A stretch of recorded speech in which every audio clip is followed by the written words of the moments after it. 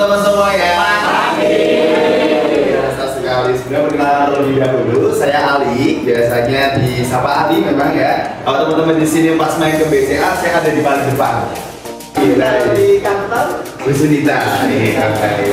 Nah, di pagi hari ini saya sedikit mau sharing aja buat teman-teman. Jadi berkaitan dengan literasi keuangan. Ada yang pernah tahu ya literasi keuangan? Pulangnya aja ya. Naik apa mas? Angkot. Nomor berapa? 2007 ya? Oh mantap. Apa sih mas keuntungan dari literasi keuangan?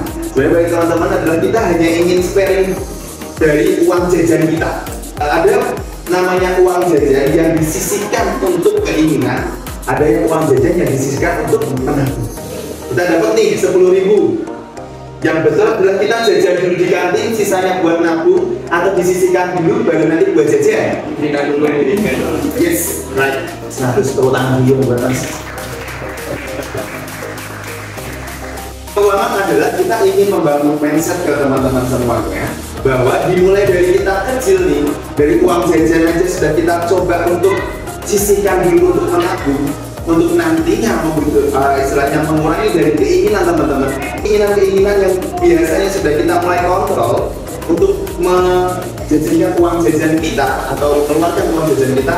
Itu adalah salah satu hal di mana teman-teman sudah peka terhadap literasi keuangan teman-teman sendiri. Belajar dari mulai dini untuk spending dana, untuk menyisihkan atau istilahnya mengedepankan yang kebutuhan dulu seperti tadi untuk transportasi itu utama. Karena kalau nggak pakai transportasi jangan sampai uangnya habis buat jajan, nggak bisa naik angkot nomor bisanya sampai 5 tok. Ya, jangan sampai juga karena uang jajannya habis buat beli minuman boba, nggak bisa naik ojek. Nah, kita harus bisa pilih dulu mana yang menjadi kebutuhan dan mana yang menjadi keinginan.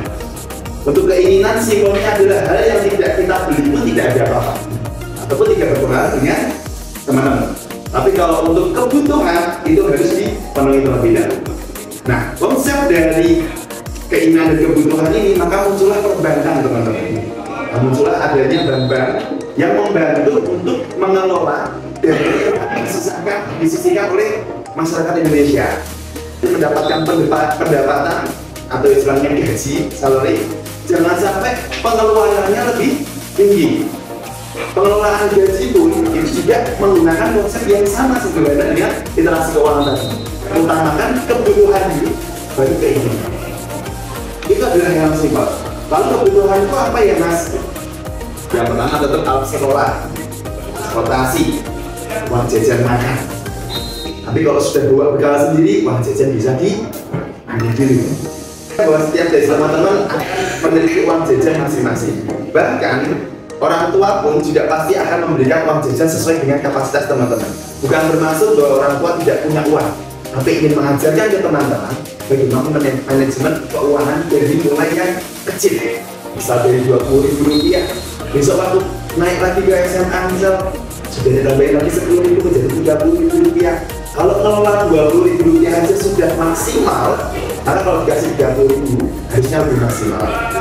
Jadi ketika teman-teman sudah bekerja, sudah kuliah menjadi uang bulanan. Nah, itu hal-hal yang harus coba teman-teman kelola dari awal. Nah, bagaimana kita bisa mengelola keuangan itu ya dari mulai dari uang sendiri.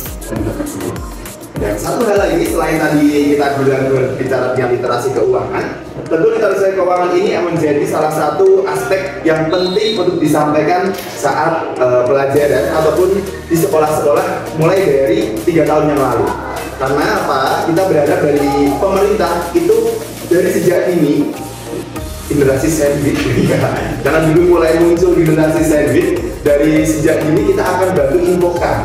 Jangan sampai teman-teman nantinya ketika sudah mendapatkan uang saku itu uang sakunya habis dan tidak bisa manajemen.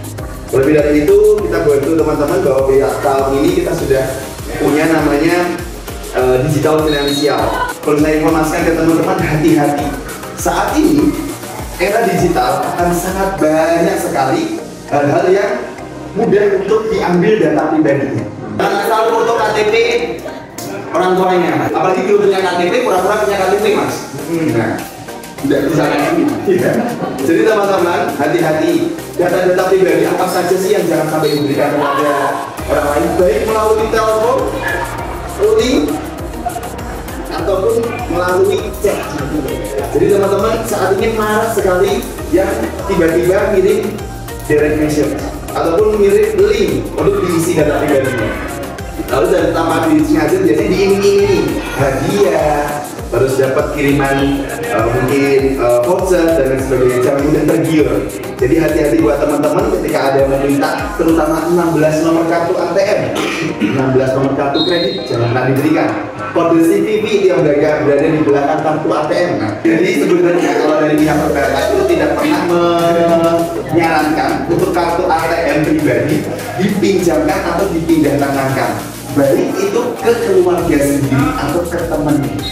Karena setiap transaksi yang berada di rekening menjadi tanggung jawab pemilik nama di rekening.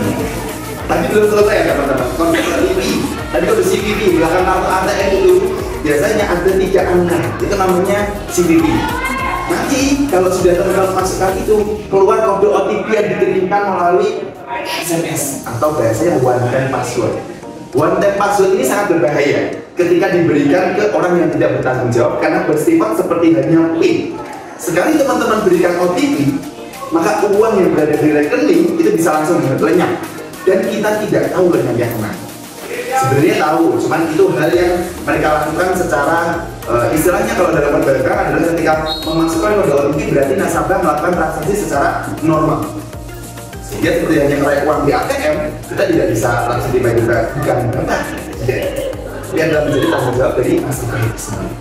Bagi teman-teman, ketika diberikan istilahnya kepercayaan buat orang tuanya diberikan kartu ATM atau bahkan untuk mengelola atau bahkan diberikan akses untuk pembayaran secara auto debit, hati-hati dalam pengisian data pribadi karena kebocoran data pribadi itu berefek akan sangat panjang sekali. Karena di era digital ini sangat banyak modus-modus penipuan yang mungkin bermacam-macam bermunculannya. Dimulai dari dulu hanya by telepon, ya anaknya masuk ke kepolisian, ya papa minta uang, minta kirim pulsa. Sekarang sudah pakai chat, bahkan yang terbaru teman-teman itu kirim link undangan. Tadi hanya undangan aja, tidak sengaja tapi data yang ada di handphonenya semua tercopy. Nah, jadi hati-hati teman-teman penggunaan dalam gadget ketika memang ada nanti finansial di handphone. Nah, itu berkaitan dengan literasi keuangan, sesimpel itu teman-teman. Jadi mulailah teman-teman atur mana yang menjadi kebutuhan utama teman-teman dan mana yang menjadi keinginan teman-teman. Keinginan nanti bisa kita dapatkan ketika semua kebutuhan sudah terpenuhi. Dan ketika tabungan kita sudah mencukupi minimal 3 kali dari harga keinginan, baru boleh untuk membeli keinginan. Bisa dari saya sedikit memberikan berbagi sering ke teman-teman semuanya. Kita berharap bahwa teman-teman nanti menjadi generasi penerus bangsa yang tentunya bisa memanage keuangan teman-teman dan menjadikan Indonesia lebih maju lagi. Sekian dari saya. Selamat pagi.